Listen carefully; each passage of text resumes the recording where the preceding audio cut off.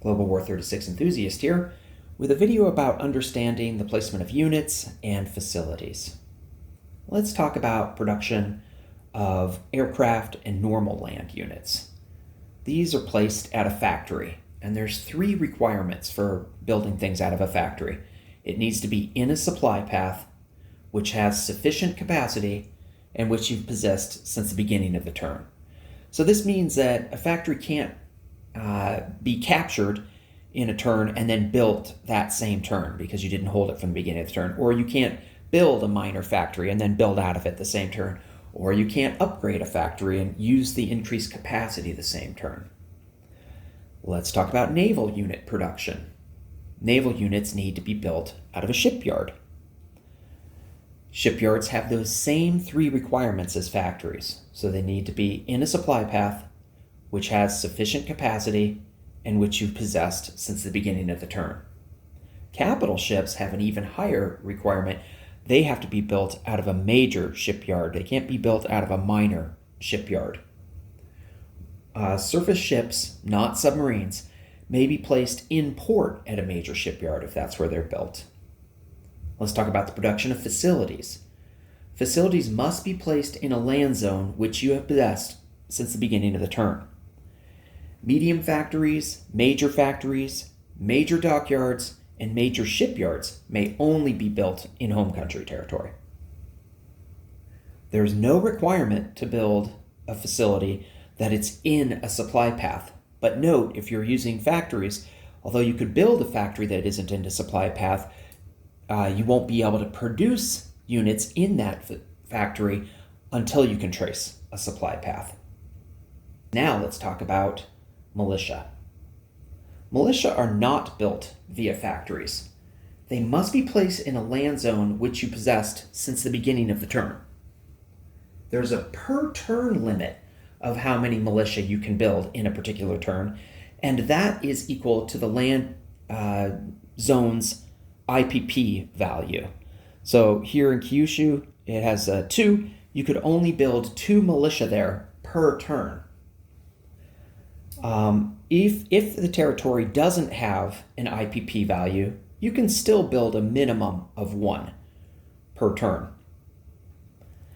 Outside of originally owned land zones, so if you capture land zones or align or gain land zones that you didn't originally possess at the beginning of the game, the maximum is 1 militia per turn. It doesn't matter if you capture Calcutta, which has an IPP value of 3, the Japanese can only build 1 militia per turn in Calcutta because they didn't originally own Calcutta.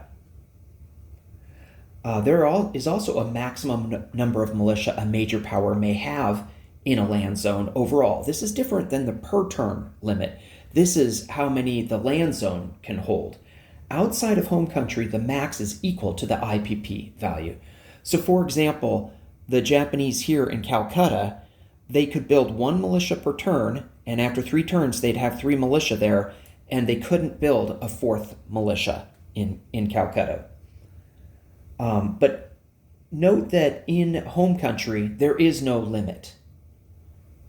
And also note that this cap on militia in a particular land zone doesn't apply to minor powers. So right here in Yunnan, the KMT has 10 militia. That's legal because they're a minor power. Let's talk about colonial infantry. Colonial infantry are not built via factories. They must be placed in a land zone which has several requirements. It has to be originally possessed. That's interesting that you can't build colonial infantry in a territory that you captured or aligned. You have to have held that at the start of the game. But this particular territory that you're going to build in cannot be home country. It must have an IPP value. So it's not like militia where there's a minimum of 1. And you must have possessed it since the beginning of the turn. So here's an example right here, Bengal. The British could build colonial infantry in Bengal because it's an originally possessed territory that isn't home country, because FEC doesn't have home country territory. Bengal has an IPP value, and it could only be built there if it's been possessed since the beginning of the turn. There is a per turn limit with colonial infantry. The number of colonial infantry you may build is equal to the zone's land IPP value. And unlike militia, remember, there's no minimum. Colonial infantry is specialty infantry like airborne infantry or marines, so remember that they're limited to 2 per nation per turn. Let's talk about decentralized production. This is a special ability of the CCP, KMT, and Free French.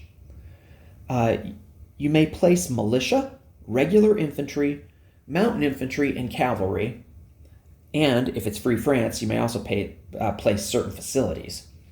It must be placed in a land zone, which you have possessed since the beginning of the turn.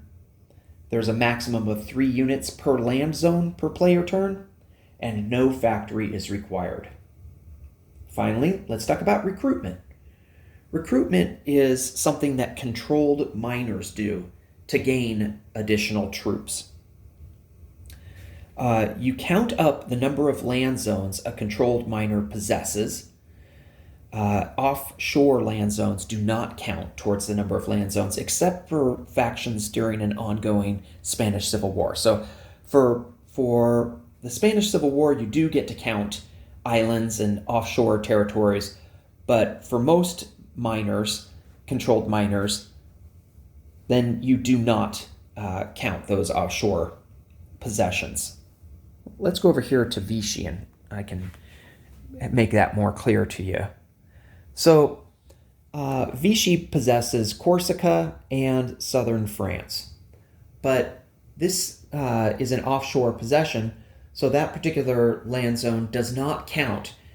Each turn, Vichy will roll 1d12, and if they roll a 1, if you roll that number, the number of land zones or less, then you get to choose several different things that you can use for your recruitment. One selection or one option is 1 infantry, or you could have 2 militia. If you choose either the infantry or the 2 militia, you have to place that in a land zone that you have possessed, that controlled nation has possessed since the beginning of the player turn. So that's something that got amended. Previously, you could do recruitment into a territory that you just captured, but now you can only do recruitment in land zones that you have possessed since the beginning of the player turn. And I like that change because that now it's consistent for everyone. It just, you can't build in a territory that you just captured. There's just no way around it. You gotta have possessed it since the beginning of the turn. Another option that you could pick for recruitment is to advance 1 ship on the controlled nation's build queue. So, for example, if Vichy had a ship in production on the build queue and rolled the 1 out of the D12, then you could advance that ship 1 stage. And then the third thing that you could pick is 1 full facility repair. So let's say that there was strategic bombing of the Vichy port or shipyard there. Then if the Vichy succeeded at the recruitment, then they could repair that fully.